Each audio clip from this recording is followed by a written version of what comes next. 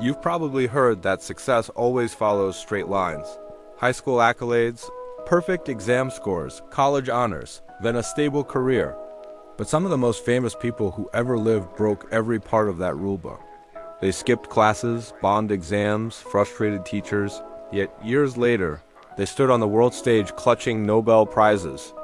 Today, I want to tell you the stories of a few of them, not as celebrations of failure, but as proof that genius often grows in unexpected soil.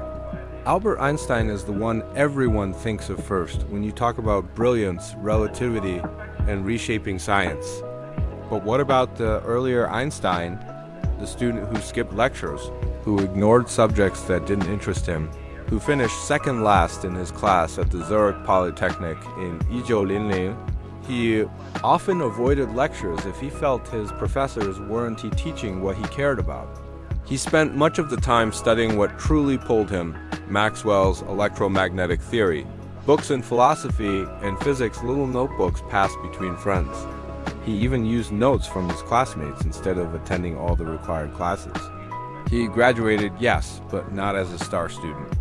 He wasn't offered the usual assistant positions that others got quickly. He struggled, he wandered, but eventually he won the 1921 Nobel Prize for the photoelectric effect. That same boy who cut class and was quietly failing at being a good student ended up erecting pillars of modern physics.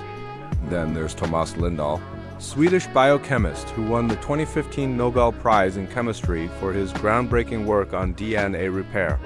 He's particularly famous for admitting that he failed chemistry in high school. Not just did poorly, but was failed in that specific subject by his teacher, who apparently had a dislike for him. Yet Lindahl didn't let that define him. He pursued the chemistry he loved, but on his own terms. He kept asking questions, reading, experimenting, until he made discoveries critical to understanding how our genetic material remains. Stable despite being under constant attack from chemical damage. That discovery has huge implications for medicine, cancer, aging, things that matter deeply in real lives. Frances Arnold is another extraordinary example. Graduating through the US system in the 1960s and 1970s, she frequently found herself bored in class. She says she was disruptive, that she didn't care much for lectures, that she sometimes stopped showing up. Teachers often tried to occupy her with odd tasks just because she wasn't engaged. Eventually, she got expelled. But instead of giving up, she followed her curiosity. She dove into projects, experiments, self-learning. She didn't allow her schooling to be the limit.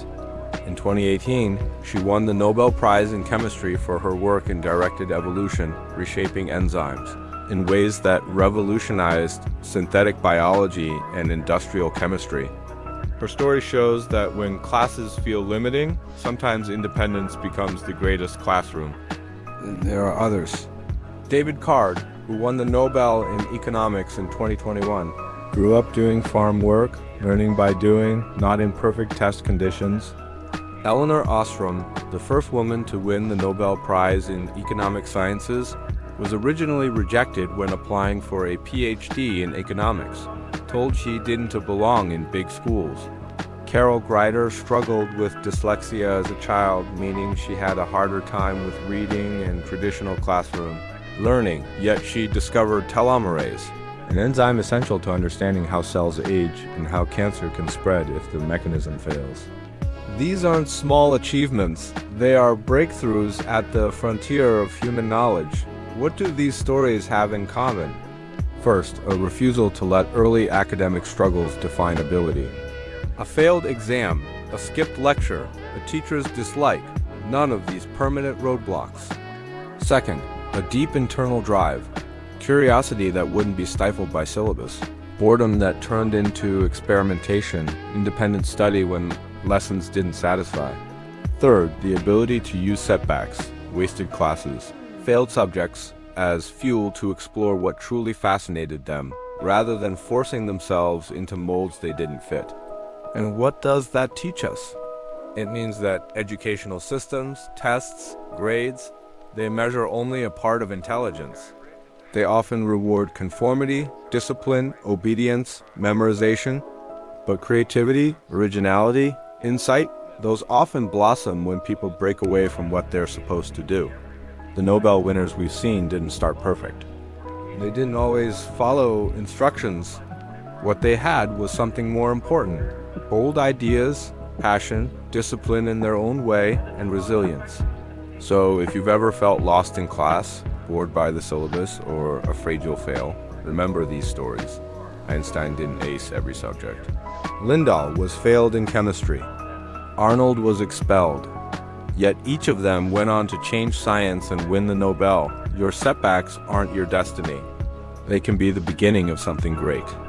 If you want more stories like this, stories of people who defied expectation, rewrote the rules, changed science, follow new Einsteins, subscribe to our YouTube channel, link in the description. And let's build your path to greatness together.